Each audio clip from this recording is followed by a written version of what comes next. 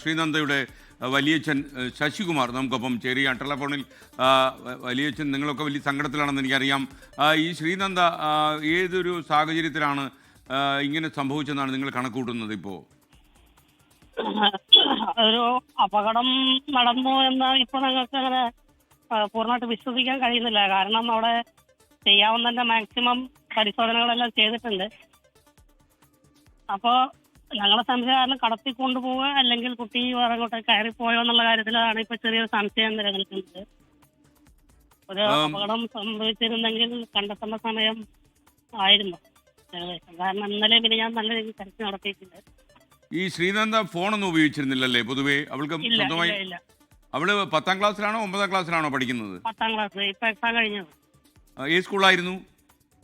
Kadampazhipuram high school. Kadampazhipuram ഹൈസ്കൂളാണ്. ഇവൾക്ക് എന്തെങ്കിലും friends ഉള്ളതായിട്ട് വല്ലതും വലിയച്ഛൻ അറിയാമായിരുന്നോ? ഫ്രണ്ട്സ് അങ്ങനെ ഒരുപാട് ഇതായിട്ടൊന്നും ഇല്ല. ഫ്രണ്ട്സ് ഉണ്ട്, അല്ല മറ്റൊരു വേറെ എന്തെങ്കിലും റിലേഷൻ ഉള്ളതായിട്ട് ഞങ്ങളുടെ അറിവിലില്ല. അപ്പൊ അത് അന്വേഷിക്കുന്നുണ്ട്. കുട്ടി ഉപയോഗിച്ചിരുന്ന അമ്മയുടെ അച്ഛൻ്റെ ഫോണാണ്, അത് സൈബർസിൽ പരിശോധിക്കുന്നുണ്ട്. വേറെ എന്തെങ്കിലും ഉണ്ടോ എന്നുള്ള കാര്യം. ശ്രീനന്ദയുടെ അടുത്ത കൂട്ടുകാരികൾ അങ്ങനെയുള്ള ആരെങ്കിലും നമുക്ക് കണ്ടെത്താൻ കഴിഞ്ഞോ? ഇവളുടെ മനസ്സിലെ അവസ്ഥ എന്തുവാന്ന് അറിയാൻ വേണ്ടി. അല്ല, അവരോട് ഏറ്റടുത്ത കുട്ടികളെല്ലാം പോലീസ് ആൾറെഡി കേരളത്തിലേക്ക് ചോദ്യം ചെയ്ത് കഴിഞ്ഞാണ്.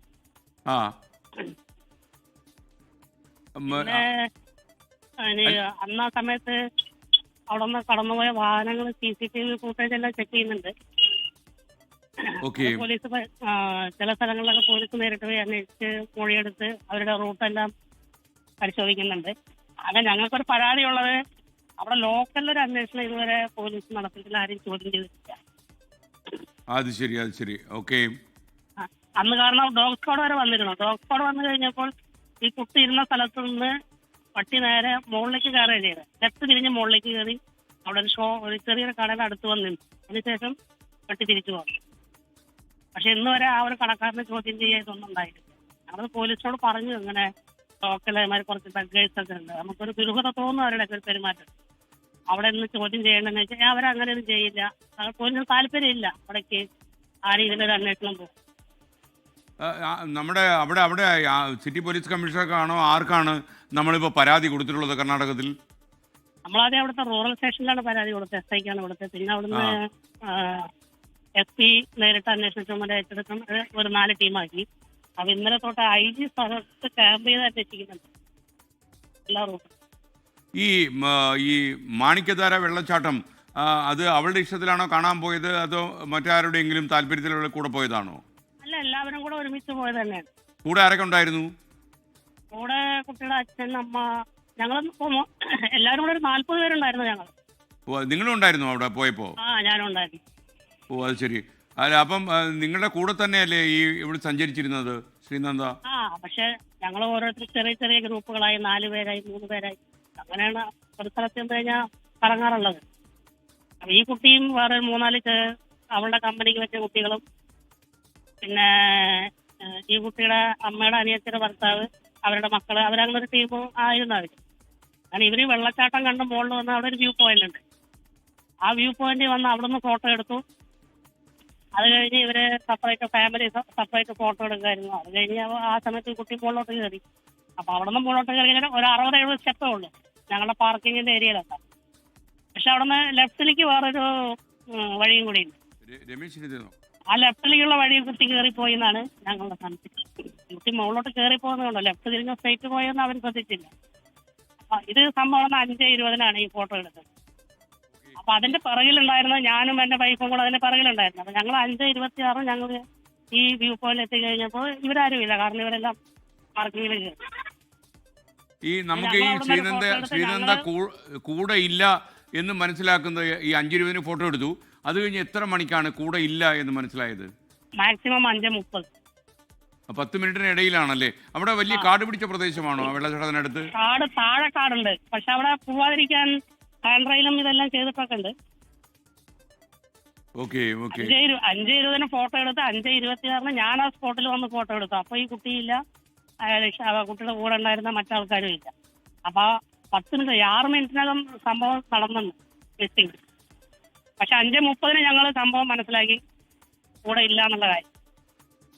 പിന്നെ ഞങ്ങൾ അവിടെ എല്ലാം പരിശോധന നടത്തി, പക്ഷെ ഒന്നും കണ്ടെത്താൻ പറ്റിയില്ല. പിന്നെ 6 മണിയോ 6:05 ആ സമയത്ത് താഴെ പോലീസിൽ കംപ്ലൈന്റ് ചെയ്തു. ഈ ശ്രീനന്ദയുടെ അച്ഛനും അമ്മയും ഇപ്പോഴും അവിടെ തുടരുകയാണ്, അവരും ഉണ്ടായിരുന്നല്ലോ ഈ സംഘത്തിൽ? ശ്രീനന്ദയുടെ അച്ഛനും അമ്മയും പിന്നെ കുറച്ച് ഫ്രണ്ട്സ്, ഒരു 10-12 പേര് അവിടെ ഉണ്ട്. ഞാൻ ഇന്നലെ രാത്രി വരെ അവിടെ ഉണ്ടായിരുന്നു. ഞാൻ ഇന്ന് വെളുപ്പിനാണ് ഞാൻ തിരിച്ചു പോയത്. ഈ ശ്രീനന്ദയുടെ കൂടെ വേറെ ഈ അച്ഛൻ എത്ര കുട്ടികളുണ്ട്? ശ്രീനന്ദ അല്ലാതെ വേറെ ആരാ വീട്ടിലുള്ളത്? ശ്രീനന്ദയ്ക്ക് ഒരു ചേട്ടൻ കൂടി. ഓക്കെ. അപ്പൊ അയാൾക്ക് എത്ര വയസ്സ് പ്രായമുണ്ട്? അവളിപ്പോ ഡിപ്ലോമയ്ക്ക് പഠിക്കുകയാണ്. അവന് എക്സാമുള്ള കാരണം വന്നില്ല.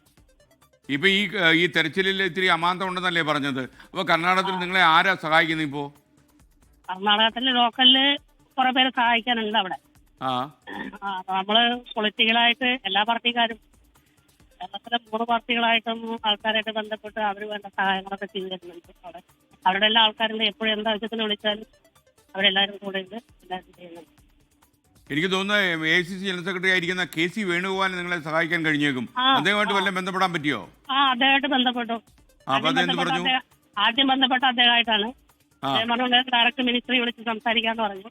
അപ്പൊ അതാണ് അന്ന് രാത്രി തന്നെ അവിടെ ഡ്രോണും സൗകര്യങ്ങളും ഫയർഫോഴ്സ് എല്ലാം എത്തി.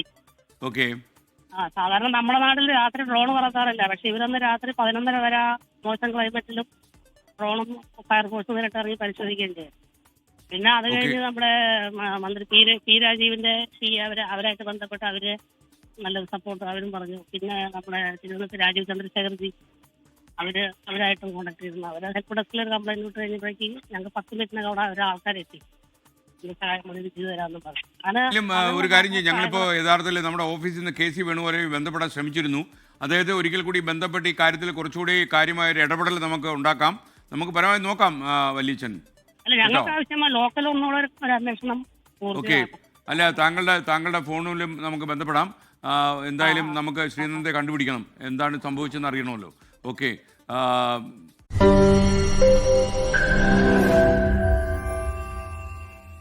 ലോകത്തെവിടെയായാലും ഏത് സമയത്തും 24 വാർത്തകളും ഓഗ്മെന്റഡ് റിയാലിറ്റി പാക്കേജുകളും എക്സ്പ്ലെയിനറുകളും വിശദമായി കാണാൻ ഞങ്ങളുടെ യൂട്യൂബ് ചാനൽ നിങ്ങൾക്ക് സബ്സ്ക്രൈബ് ചെയ്യാം.